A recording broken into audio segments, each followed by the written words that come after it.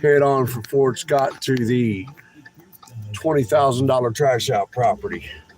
Some of y'all may have seen the video and remember that property. It was shot in the wintertime, snow on the ground, trash and debris all through the house. That was a massive trash out. I've made a lot of money on that property, and I'm still making a lot of money on that property.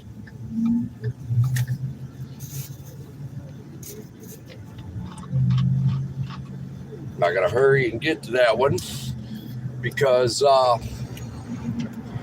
I gotta hurry and get back to Clinton, Missouri, because I got a 2 o'clock appointment. For those of you that don't know, I'm not in the best health, and my appointment is with what they call community health specialist. So can't miss that one. Got to get there, get done. Then we'll see where the day goes from there. But first off, get out here to this property. This property will get the weekly, the monthly, and damn bread. I'll kind of glance around, see if there's any other packages I need to look at opening on this property. Every package I open that gets approved, that's even more money. So now for the next little while, it's going to be all highway time. But I usually go this way when dealing with Fort Scott because as soon as I get out of town, I can legally drive 80 and 85 miles an hour. Doing this stuff here, saving time is saving money, making money.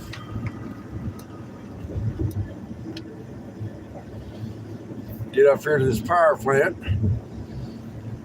I'll go ahead and flip the camera around so you guys can see this thing. I mean, it's not as glorious as it is watching it at nighttime, but yeah, it's something else.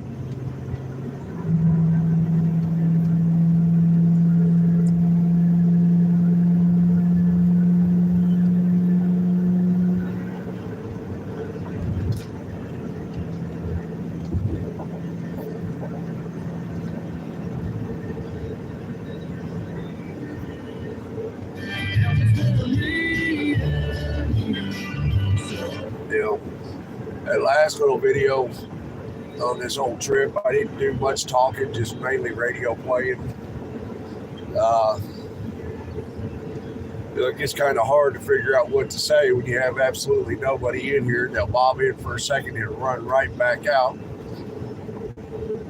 And it gets kind of hard to figure out what to say with these live videos.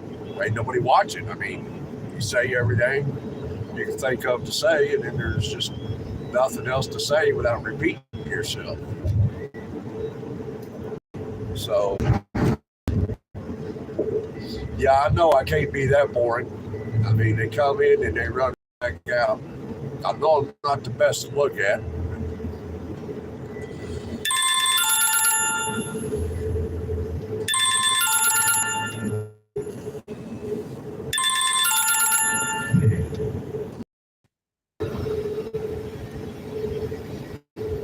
I hate that. Hey, what's up, Cutting Force? Said deal with old spiel. They still want to go on with their spiel. Oh, but I ain't old enough for Medicare yet. I wish it was. It might help with my issues. But yeah, I answer as a business, and they're still talking about we're contacting you about your Medicare benefits. Are they for real? I'm old and I'm ugly, but it don't make me look that old. Yeah, today, wish I was driving home. I'm not ready to do that yet. I'm still plumb out just outside of Fort Scott, Kansas, heading for Amsterdam, Missouri. I don't know if you There was snow on the ground, everything else. It was called the $20,000 Trashout. That is the property I'm headed to now. On that property, in probably 14 or 15 months, it's a foreclosed home. I have made, I don't know, roughly $30,000 on that property with all the various aspects of work I've done on it. Trashing it out, cleaning it up, replacing doors. I mean, I don't do a lot of remodeling and stuff like that. Mainly what I deal with is safety and security. It's like one of my other properties earlier, last Saturday, I had to go down there here a while back for about a month and a half. I wasn't able to work because of dealing with the doctor's appointments and all these medications they've got me on and everything else. I wish I'd have never went to the doctor. I'd have been oblivious to the fact that I'm dying, and I wouldn't be worried about all that stuff. But the company I'm contracted with sent another crew in there. They were supposed to go in, do one work, and kind of lighten the load for me so it wouldn't be so heavy on me with my health issues. Well, there was a shed removal on this property. The shed had electricity running to it. They went in there and snatched the shed out to a live electrical line on the ground. That's a safety and security hazard. So I had to go down there and disconnect the line and pull it out of the house and, get going with that. I'll be at that property tomorrow.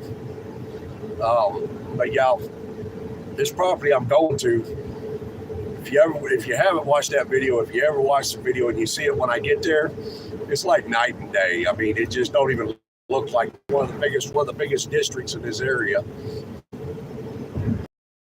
Some of these other guys, it's got the smaller districts, so they've got way more properties than I do. I just got assigned a new one this morning.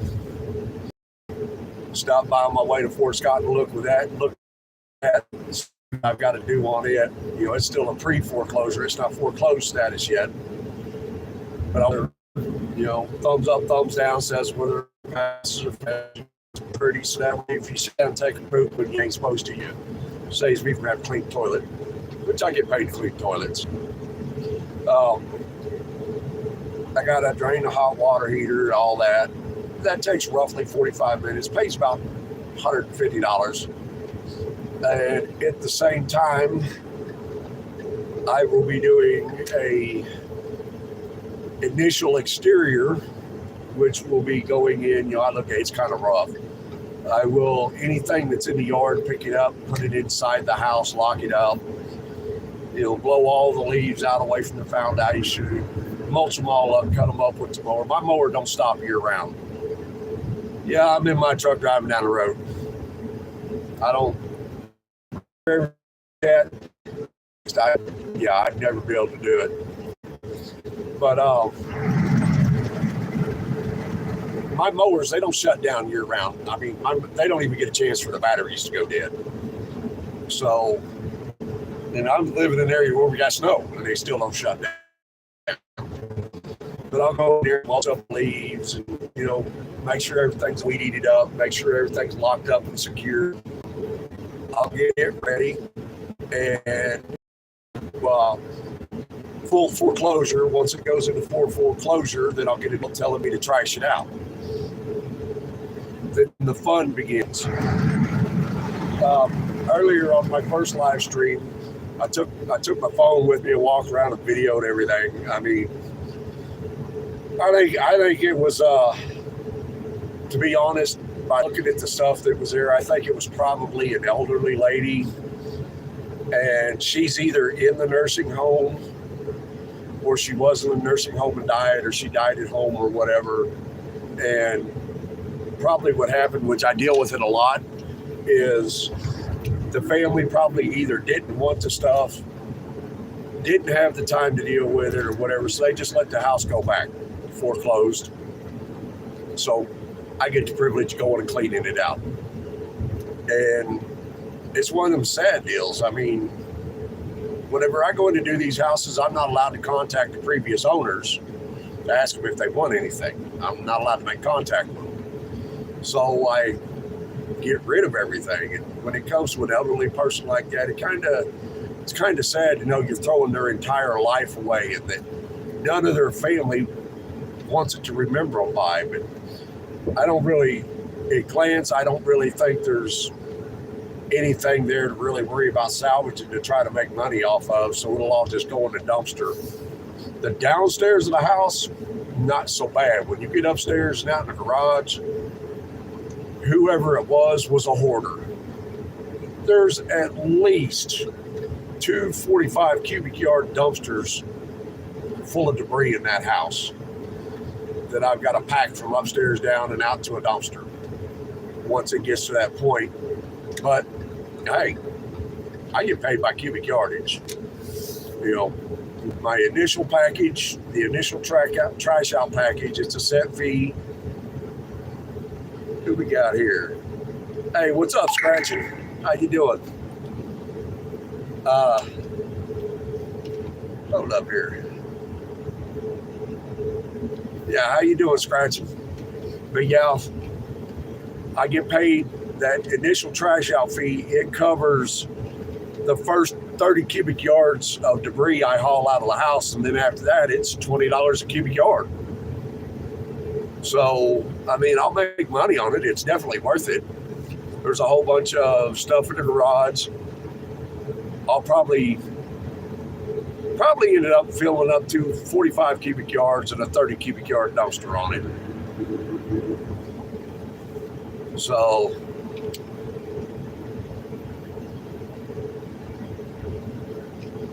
yeah, trashing out these foreclosed properties, if you ain't careful, they can turn you into a hoarder. If I take somebody in to help me, I let them know, hey, look, everything in this house that we're carrying out of here is mine. If there's something you want, come talk to me. If I haven't already found a buyer for it, we can talk about it.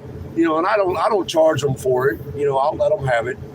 But the first thing I tell them is you better figure out where you're going to put it. Don't just take it home, because otherwise you'll have nothing but paths in your house. Your house will look just like the one you just trashed out in no time. I usually, when they're pre-foreclosure like this one is, you know, I don't go in there and dig through the people's belongings, because they,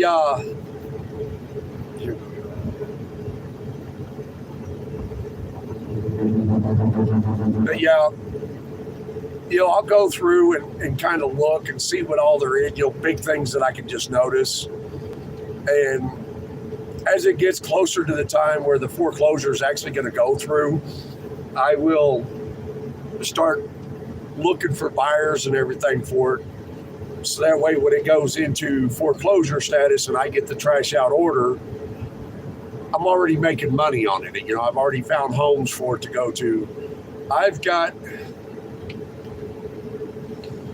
speaking of antiques, I have a storage unit big enough that I can drive my F-250 with the little lawn trailer on the back of it completely inside my storage unit and close the door and still walk around the truck and trailer.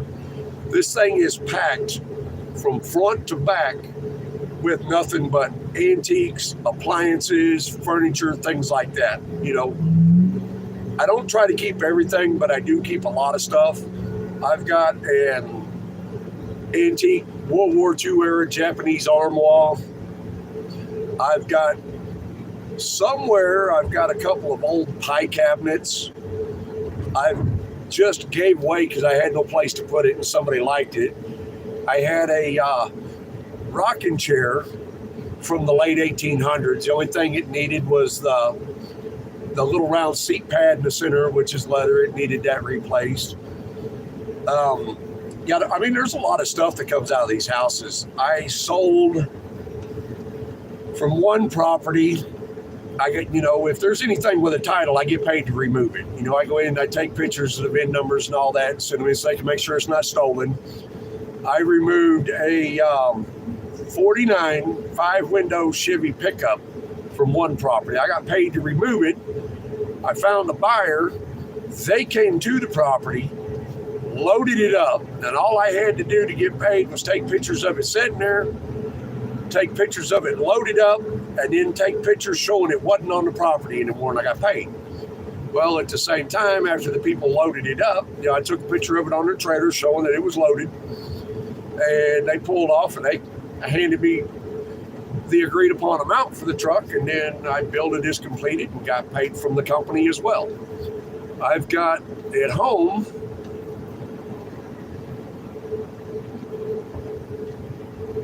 I don't want to buy a hoarder house. I get paid to clean them out and throw the stuff away. Hoarder houses, they're horrible. You don't know what you're going to find in them. But I've got at home, I've got a boat on the trailer, got titles for everything. They actually came off this $20,000 trash out property that I'm going to now. Now, when I say $20,000 trash out, that's not what the trash out itself paid. That's what the trash out and everything I had to initially do. And I'm still right now, the company I'm contracted with is arguing with Fannie Mae because they don't want to pay the money, but there's 4 buildings on this property and they are all in bad disrepair and they're safety hazards. And we're supposed to remove safety hazards from the property, but they have to pay us to do it. They don't want to pay what it's going to cost to get them off, but yet they can't sell the house with them on the property. So we're fighting on that. They're trying to get me to come down on my bid to remove them. I can't, the first bid I put in, they rejected. They ended up violating my contract. Not the company I work for, but Fannie Mae ended up violating my contract and had another company put a bid in. The other company's bid was pretty on spot with mine. They rejected them. Then they come back to me, well, will you do it cheaper? I said, look, I'm going to have to bring in all this equipment. It's dangerous. Hell, one of the buildings is held together with come-alongs run from the back wall to the front wall and from the side walls to each other. Holding it together, holding it from just falling apart. That's how bad these buildings are. I'm like, no, I said, you're asking me to put people's lives on the line to take these buildings down when they've got to go inside of them. And the equipment I've got to have there, the sheer amount of dumpsters I've got to bring in. I said, no, I'm not coming down on my price. I said, this is a several-day job. So we're still in battle over that. But in the very end, they'll end up agreeing to my bids because even though this property itself is not a HUD property, I deal with HUD, VA, Fannie Mae, and Fannie Mac backed properties. So all these properties have to meet HUD standards. And HUD standards say there can be no safety issues on these properties. It's like one property that they just sold. I kept putting in bids to get the hot tub out, and they kept turning it down. Well, then when it came time to sell the house, they put it on the market and had to jerk it right back off because of the hot tub. And then they come back and accepted my bid to cut that hot tub up and get it off the property. It's an open water source in the yard. There's access to it. Property where the shed was, where them old boys left the power line on the ground, the shed was not actually attached to the property. It was sitting on blocks. They couldn't sell the property because it was there. So it had to be removed. And it got removed while I was actually going through all my hospitals for that month and a half straight. So I didn't get the pleasure of moving the shed, which I really didn't, honestly. I didn't want to mess with it anyway because I couldn't find a trailer big enough to put it on. Cheapest rollback I found to move it wanted $1,400, and that meant I was going to have to go down there and disassemble it. Right on the ground, I went down there last Saturday, made $150 to pull the line. I mean, it took me 15 minutes to pull the line. Not a bad paycheck.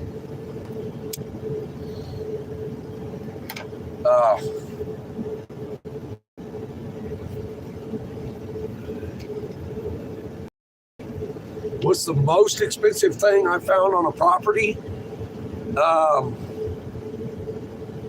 haven't found any. If I'd have been willing to drag that pickup home and set on it, 3,000 or 4,000 for it. That boat I pulled, it's worth a couple $1,000s. One, two, problem.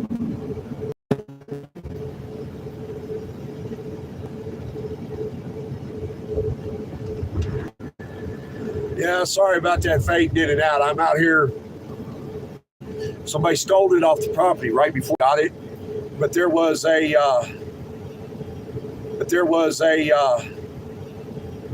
mid-size. One of the local people around there went in and stole it all out of there because they realized foreclosed property. So I kind of lost out on that, but that would have been worth 15 or 20,000 there. Still have yet to find any guns. I mean, that hasn't happened. I mean, for the most part, it's all just your basic standard household stuff. I did already pull out of one bedroom somewhere between 1.5 million Lego blocks. I've got an entire t-shirt printing press system that I pulled out of a house. I mean, it's insane some of the stuff you'll find in these houses. But I still have yet to hit that gold mine. The garage is plumb full of zero turns and tractors and four-wheelers, and that's I'm going to find. That's the one I'm looking for. That's that gold mine. Or that house that there's a garage out back, and I go out there and open it up, and it's full of fully restored antique cars or trucks or something. That's the property I'm waiting on. But as of yet, nothing like that's ever happened. But I mean, this property I've made in 14, 15 months probably. I've made about 30,000 on this property, and it I mean, it's an ongoing ordeal. You know, once it gets to the point where they finally accept my bid on removing these sheds out here so they can sell it, because they won't be able to sell it with them there.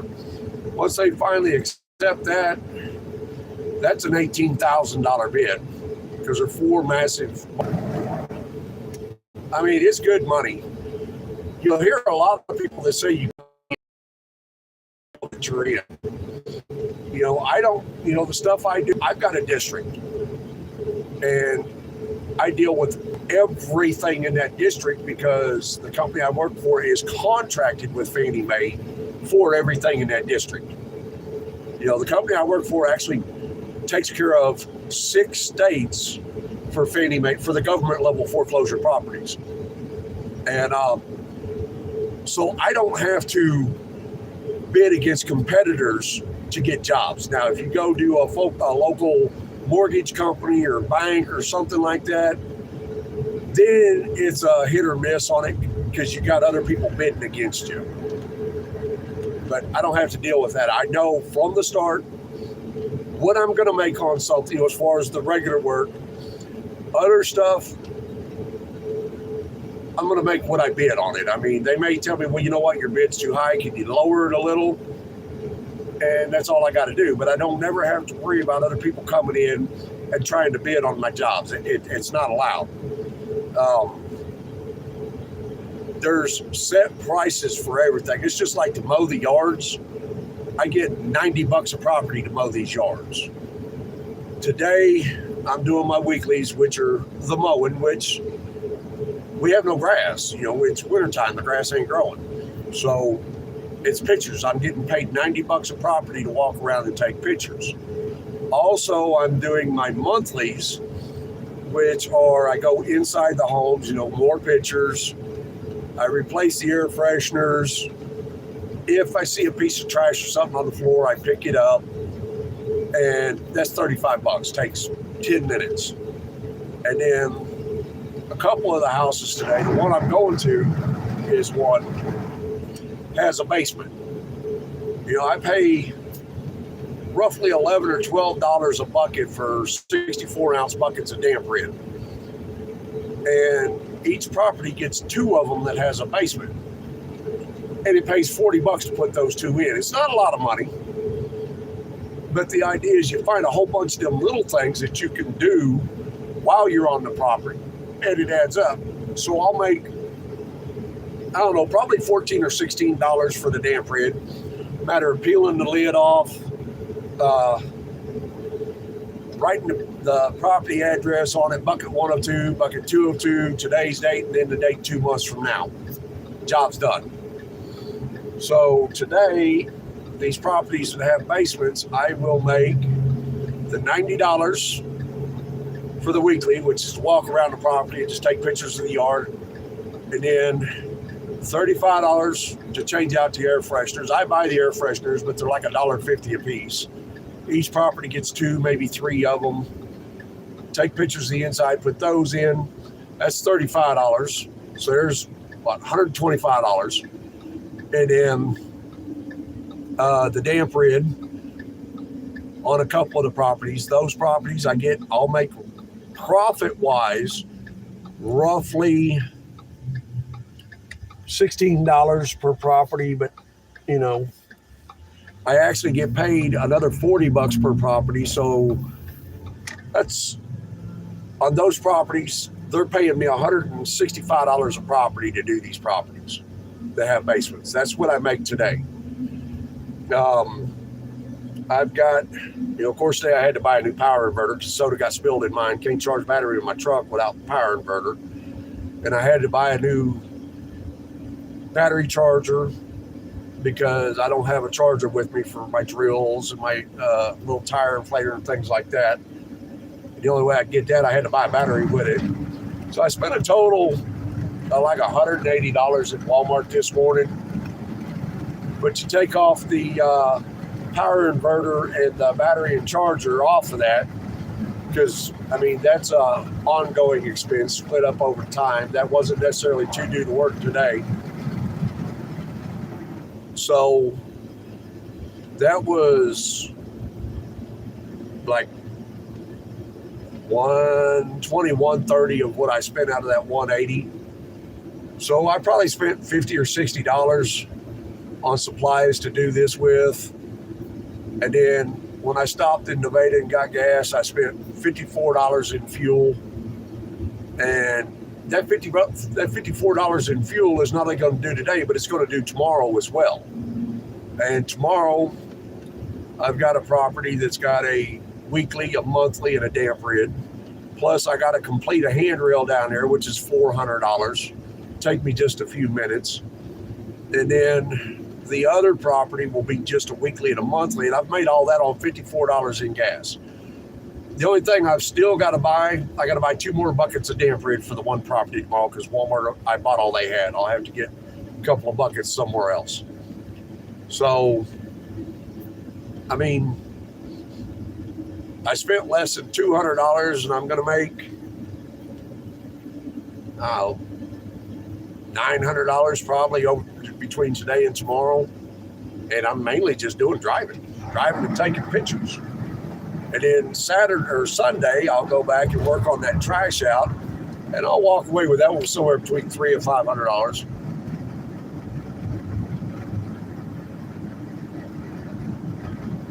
Well, I never board up any houses for what we do. They want their houses to look lived in. We don't board them closed because these houses have to have access to them. So, I mean, if the locks need fixed, we do that. We get paid to do that. If a door needs fixed because it's been kicked in, of course, I get paid to do that. Roughly, I make, to install a new door, if I got to put the frame in with it, get like $500 for that. Plus, I have to put in the armor concepts on them, which is to keep people from kicking the doors in. That's another $284. So I can temporarily put a board over it, nail it to the house. We have to do what's called clear boarding on these houses, which is like a really thick safety type plexiglass that we have.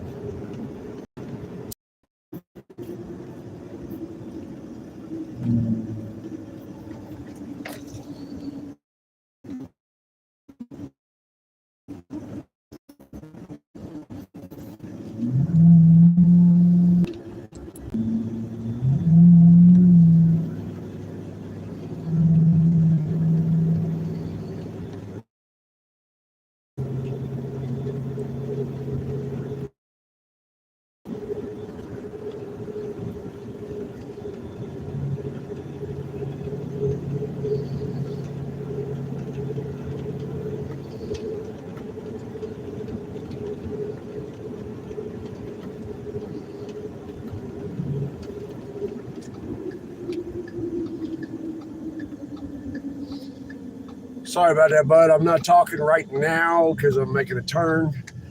Flip the camera around to give you guys kind of a view of the road I'm driving. I got to do a little rearranging here in what's going on. I just realized what time it is.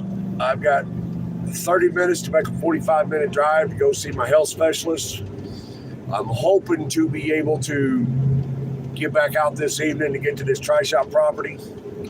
Otherwise, sorry. Gonna have to wait till tomorrow.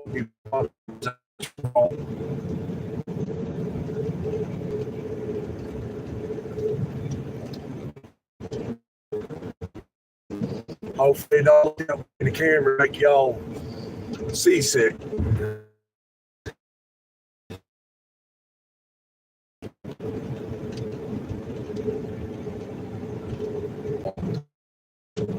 I'm hoping this appointment will go quick so I can get back out and get stuff done.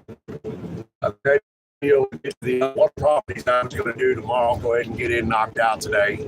It's not real far from home. It's probably closer than this one. And then grab this Trashout property and the other property go to tomorrow that I was already planning on doing tomorrow. It says right on the side of the Ozark Mountain, and the property actually dead ends in the lake right below it. Beautiful view. So I might try to get y'all a little bit of that tomorrow. While the back deck is amazing. I mean, even in the wintertime, it's still beautiful. Don't get me wrong. I'd love to have the house. The whole back of the house is nothing but windows. So I'd spend all my time in the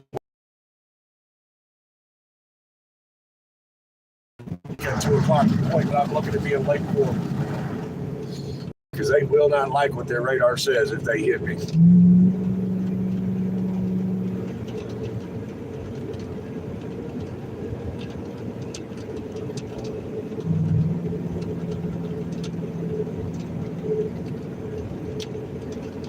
I probably shouldn't be talking about how fast I'm going on YouTube. Who knows, they mess around and mail me a ticket in the mail and take my license. I'm definitely going fast enough to lose my license. I can just put it like that.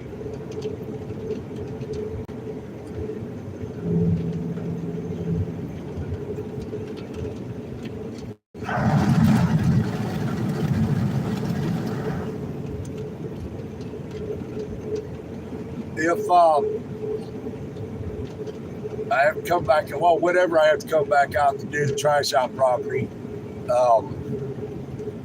I'm not going to be able to film along the way because from where I live to that property, there's absolutely no signal. So I won't be able to film until I get there. So hopefully everybody can catch it and pick up. But I'll load the videos, even if nobody watches it. So that way a person can go back and see the difference in the property after I've started working on it.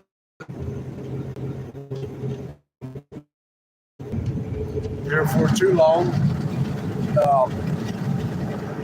Once I get over the overpass, over the interstate, and get on the other side, after that, I'll end up losing video feed because I won't have any signals, so I'll just do the video there. But I'll give you all a little bit of view of the Indy 500 on the backcountry roads here before I lose signal.